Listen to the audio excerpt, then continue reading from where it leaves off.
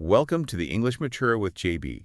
We are diving deep today into one of the most famous and I'd say culturally specific American holidays, Thanksgiving. That's right. Our mission is to quickly give you, the learner, a clear understanding of what this holiday means in modern America and to explore the really complex history that's kind of hidden beneath the surface. Yeah, we've put together sources that go way beyond the simple picture book version of the first Thanksgiving. Okay. We're looking at the traditional stories, the huge modern feast, all that food and American football, and then the crucial historical corrections, especially from the Native American point of view. Okay, let's unpack this then.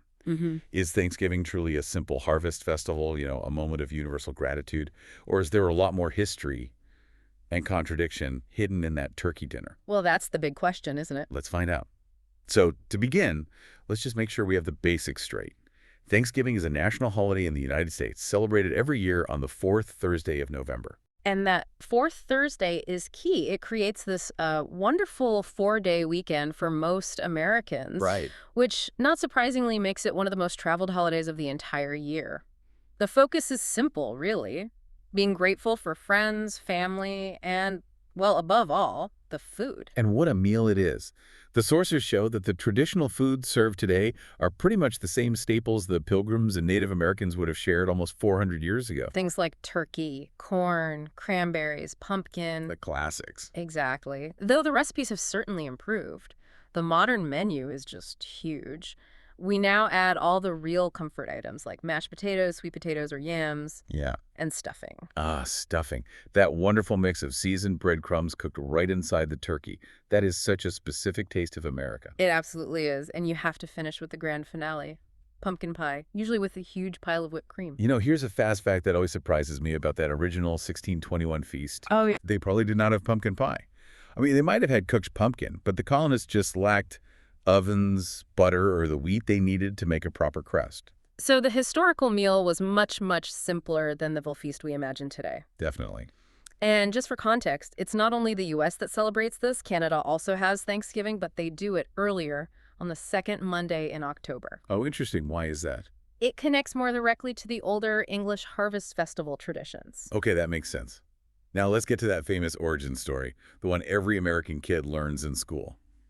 It starts in 1620, when about 100 pilgrims traveled from England on the Mayflower. They were searching for religious freedom, but they landed in New England way too late in the year to plant any crops. And that first winter, it was just absolutely devastating. The historical records call it the starving times, right? They do, and something like 50% of the colonists and crew died from disease and, lack of food.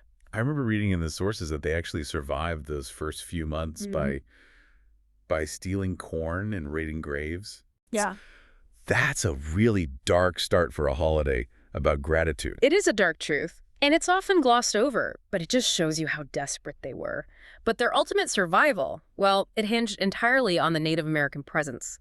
The Wampanoag Confederacy, led by Chief Massasoit, was absolutely essential. And that's where Squanto comes into this story. That's right. Tisquantum, or Squanto as he's known, he actually spoke English. And Massasoit ordered him to stay with the colonists and basically teach them how to live there. How to survive. Exactly. How to fish, how to hunt, and crucially, how to grow native corn. So with Squanto's help, the colonists finally had a successful harvest in the fall of 1621, and they decided to celebrate their survival with a 3-day feast. And this is the moment everyone thinks of as the first Thanksgiving. But here's where it gets really interesting, and where the historical correction kind of changes the whole story. All right. The popular story says the colonists formally invited the Wampanoag to the feast. But the primary source, something called Mort's relation, that's not what it says. No. The account says the colonists were exercising their arms. Meaning what? Meaning they were firing their muskets, probably in a loud celebration. So Massasoit and about 90 Wampanoag men arrived shortly after, likely because they were concerned by all the gunfire. So they weren't invited guests. They were showing up to check on the situation, maybe because of that treaty they'd signed earlier in the year. Exactly. It seems it was more of a diplomatic or, a treaty-related response that then just turned into this shared, spontaneous meal. Wow. And the Wampanoag were not passive guests at all. They contributed 5 deer to the larder and stayed for the entire 3 days. It was this massive, unexpected joint celebration. What's so fascinating is that this moment of peace, it didn't just instantly become a tradition. The story of the 1621 feast was largely forgotten. Those early accounts, they went out of print for almost 200 years. Right. So if it was forgotten, how did it become the national holiday we have today? Well, the sources point really clearly to one remarkable person, Sarah Josepha Hale. She was a major magazine editor in the 19th century, right?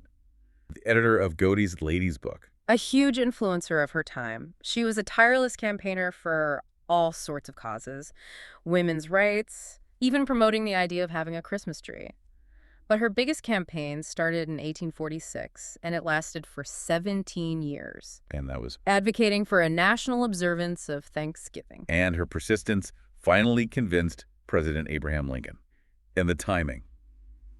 Oh, it couldn't have been more significant. Lincoln declared Thanksgiving a national holiday in 1863. Right in the middle of the devastating American Civil War.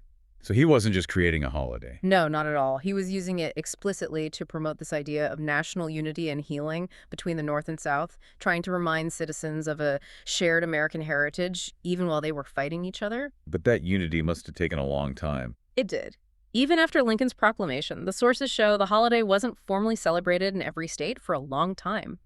It actually wasn't until a century later, in 1963, under President John F. Kennedy, that the day was formally set across the entire United States. Also aiming to encourage unity. Exactly, during another time of great social change. So let's fast forward to today. What really defines the Thanksgiving long weekend for most Americans now? Today, I'd say it's defined by 4 major public traditions.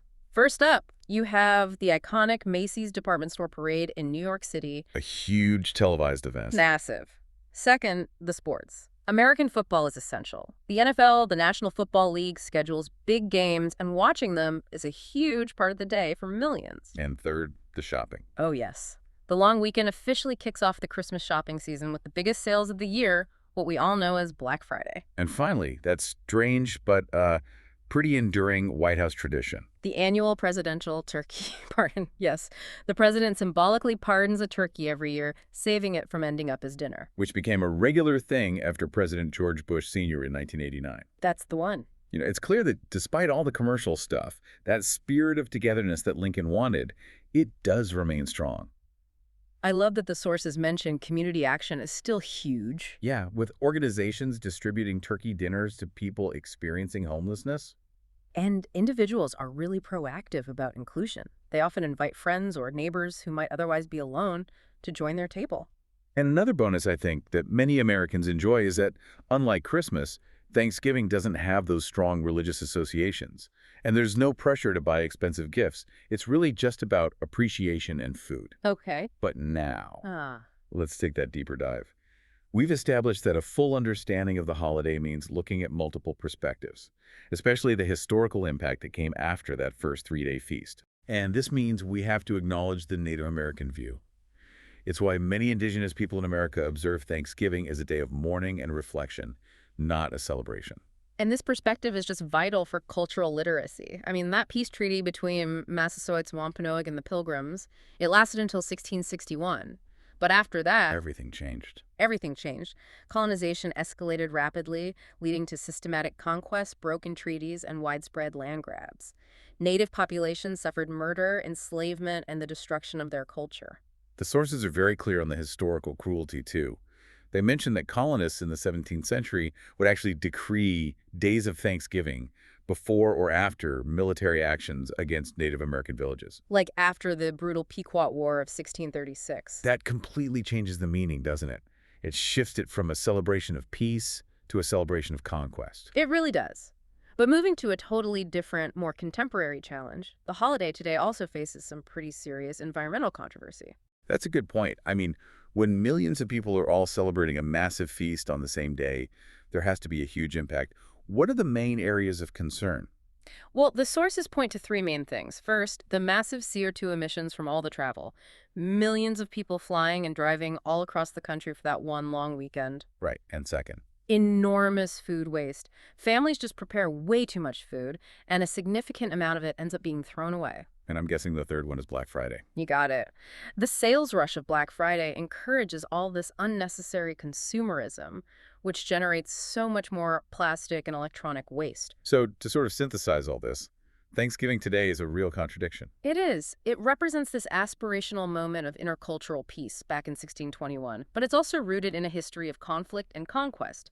It's defined by family, unity, and sport, but it also forces us to ask necessary questions about history, consumerism, and the environment. Absolutely. The sources note that pretty much all native nations had their own ceremonies of thanks long before 1621 even happened. So here's a final provocative thought for you to consider. Okay. Think about your own national or cultural celebrations. Do you have a holiday that focuses on gratitude, community, or harvest? How is it similar to or different from the American Thanksgiving tradition, and what lessons can we learn from studying its complex history? That's a great question to reflect on. We'd also encourage you to look up some of the vocabulary or historical figures we mentioned, Massasoit, Squanto, Sarah Josepha Hale, for some deeper learning. Thank you for joining us for this deep dive.